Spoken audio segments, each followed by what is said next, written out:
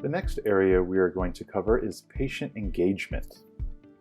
Patient engagement dashboard lists all of the patients in the population who are engaged with their device, the Healthwell Safe app, or through health surveys or auto calls. The dashboard is similar in representation to the population, although it only lists patients engaged as well as limited profile components, as we can see here. There are many filters in the patient engagement dashboard. Let's go over them now.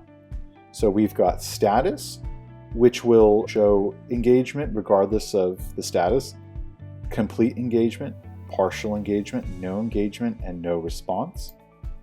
We also have billing cycle, so we can choose where in the billing cycle the patients are, or we can choose to display patients who are in the early part of the billing cycle, in the mid part of the billing cycle, or in the late part of the billing cycle. Then we have call status, where we can see patients with scheduled calls, pending calls, or who are listed as do not call. Next, we can see a billing status, so we can see people who are eligible, and then we can see people who are ineligible and the different reasons for that. So ineligible, no response. Ineligible insurance, due to insurance not being eligible. Ineligible diagnosis codes, so they do not have eligible diagnosis codes. Or ineligible MR, so their medical record number is ineligible. Next here, we can choose what clinic. If you are assigned to many different clinics, you can see or choose to see patients only from that clinic. Here, we're only associated with the testing demo clinic.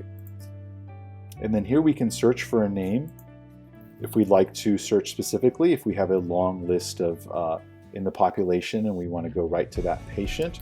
We can simply type in their name. We can click search, and then there you go, we have the patient right here. Again, like we were speaking of before, this is kind of like the patient population profile, although we have slightly less choices here. This is more fine-tuned for engagement. And so the purpose really of these filters is to be able to cross-reference the different engagements with either billing status, billing cycle, call status. Very effective. So that was the engagement dashboard.